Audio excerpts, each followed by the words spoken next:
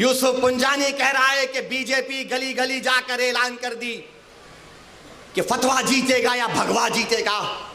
अरे जब सियासत नहीं आता करना तो मत करो, दुआ करो या हिकमत अमली से इख्तियार करो। नहीं, हमको सब चीज होना।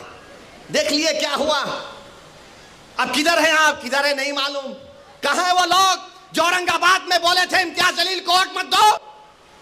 मैं जब कह रहा था तो कोई बोल रहे हैं मत बोलो, इनको क्या है, ये भड़काऊ भाषण दे देते, इनको क्या है, इनको टीवी पे जाके बोलने का शौक है। आज क्या हुआ महाराष्ट्र के चुनाव में, क्या बीजेपी ने क्या कहा जा जाकर। आज हमारे पास करने से क्या नाम है, यूसुफ पुंजानी आकर तकरीर करके गए, मैं इलेक्शन जीतने का हार गया। उन्होंने कहा कि बीजेपी ने पूरे महाराष्ट्र में प्रचार कर दिया कि फतवा जीतेगा या भगवा जीतेगा। बताओ ये कौन है लोग। अरे आपको अगर इलेक्शन लड़ना है लड़ो, आगे बढ़ो। सिर्फ बैठ कर ऐलान करने से नहीं होता, इलेक्शन लड़ो, मालूम होता आपको कैसे वोट हासिल करना पड़ता है। एक आलिम दीन मुफ्ती इस्माइल आपके सामने जो इलेक्शन लड़ रहा भी है, मिंबर रसूल पर आपको अच्छाई को बयान भी करता है और चुनाव भी लड़ता है। मगर यह क्या बात है कि इलेक्शन आएगा इनको वोट दो, उनको वोट दो। अरे आप लड़ो, आप नहीं लड़ सकते तो अपने दामाद को लाओ, चलो लड़ो ना, क्यों नहीं रोकना। नहीं, हम इनको बोलेंगे, उनको बोलेंगे। क्या हुआ, आपने बीजेपी को हैंडल दे दिया।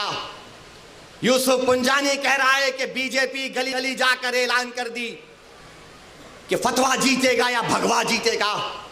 अरे जब सियासत नहीं आता करना तो मत करो, दुआ करो या हिकमत अमली से इख्तियार करो। नहीं, हमको सब चीज होना। देख लिए क्या हुआ।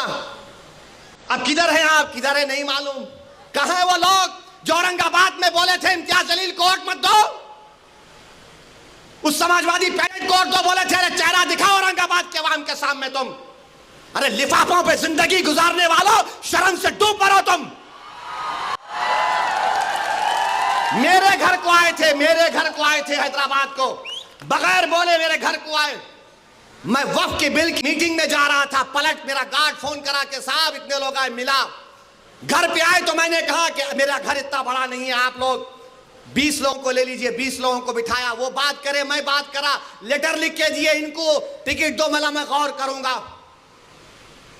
फिर जाने से पहले मैंने अल्लाह के वली के अंग्रेजी कुरान का तर्जुमा जो तुर्की का छपा हुआ है, उसकी 4 कॉपियां इन जिम्मेदारों को दिया कि आप मेरे घर को आए, ये अल्लाह के वली की कुरान का तर्जुमा है। एक एक के हाथ में दिया तो औरंगाबाद जाके बोले हम घर को गए थे, हमारे को चाय तक नहीं पिलाए। अरे आप पहले से बोल देते तो नान खलिया खिला देता मैं आपको। को नहीं मालूम था कि तुम मेरे घर को खाना खाने आ रहे। अरे तुमको कुरान करीम दिया ना हाथ में, अल्लाह का कलाम तुम्हारे हाथ में, या तुमको उसका भी लिहाज नहीं है और तुम दावा करते हो कौम का। बहुत बोल सकता हूं, याद रखो मेरी जबान को लगन नहीं है, तुम्हारा घर से निकलना महाल कर दूंगा मैं यहां पे। मेरे भाई इमाम शाफई मुफ्ती साहब बैठे हुए, इमाम शाफई रहमतुल्लाह अलैह का जमाना है। एक दौलतमंद ने कहा कि अगर अल्लाह मेरे को बेटी देगा तो जब उसकी शादी करूंगा दीन और दुनिया की दौलत उसको दूंगा। जब बेटी की शादी का मौका आया, उलमाए किराम के पास गया। उलमाए किराम ने कहा कि नहीं, तू नहीं दे सकता, दीन और दुनिया की दौलत तो कैसे देगा, तेरी कसम गलत हो गई। इमाम शाफई के पास गए, इमाम शाफई बोले बहुत आसान है। इमाम शाफई रहमतुल्लाह अलैह ने कहा तेरी बेटी की शादी कब है? उसने कहा फलां दिन है। बोले मैं आ रहा हूं, चला जा। इमाम शाफई पहुंचे, इमाम शाफई रहमतुल्लाह अलैह ने कहा कि आसान है। वो बोला कि हज़रत शादी तो हो गई, क्या है बताओ। बोले कुरान अपनी बेटी को दे दे, दीन और दुनिया की दौलत उस दे चुका। मैं उनको दिया, 4 कुरान दिया उनको और बोल के दिया कि आप मेरे घर को आए, मुझे पता नहीं है, मैं वकीलों की मीटिंग में जा रहा था, पलट कर आया आपके लिए, ये कुरान करीम का तोहफा आपको दे रहा हूं। अरे तुमको ओवैसी से मजलिस से नफरत है, मगर कुरान करीम की तो अज़मत का तुम लिहाज रख लेते। मैं ये बात इलेक्शन में बोल सकता था मगर खामोश बैठे रहा, मगर आज मजबूरन बोलना पड़ रहा है। याद रखो, तुम लोग जो काम कर रहे हो ना, तुम महाराष्ट्र के मुसलमानों को ना सिर्फ कमजोर कर रहे हो, बल्कि तुम उनकी आवाज का गला घोट रहे हो। अरे तुम इलेक्शन लड़ो, हम तुम्हारी तायीद करने को तैयार हैं। कब तक तुम ये सियासत करोगे कि उन्हें बोल दिया, इन्हें बोल दिया? जिसको तायीद किए औरंगाबाद में वो खाली 5,000 वोट लिया, 5,000 वोट लिया। नासिर के खिलाफ कितने वोट लिया उन्हें? 10,000 वोट लिया। और नासिर हारे 8,000 वोट से। जो जिसकी तायीद का ऐलान किया वो 5,000, इम्तियाज जलील हारे 1,100 वोट से। धूलिया से फारूक शाह के खिलाफ आपने ऐलान किया, वो 10,000 पे निपट गया। फारूक शाह 70,000 वोट लिए, सिर्फ 1,700 वोट लिया वो जालिम, सिर्फ 1,700 वोट लिया। फारूक शाह 70,000 वोट लिया। अतीक को आपने तायीद नहीं की, किसी और को बोल दिया। अरे क्या कर रहे हो तुम लोग? मत करो। तुम्हारा एहतराम और तुम्हारी अजमत हम करते हैं, मगर आप जो काम कर रहे हैं वो मुसलमानों के हक में नहीं कर रहे हैं।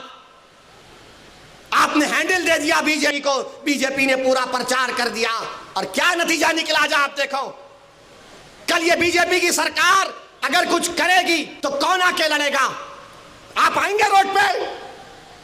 यही इम्तियाज जलील, यही फारूक शाह, यही मुफ्ती इस्माइल, यही नासिर सिद्दीकी, यही फारूक शाब्दी, यही वारिस पठान मैदान में उतर के मुकाबला करेंगे।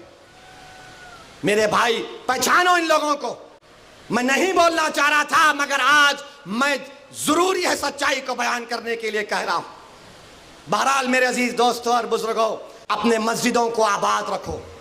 जो लोग मस्जिदों को छीनना चाहते हैं उसका जवाब क्या है? अपनी मस्जिदों को भरे हुए करो।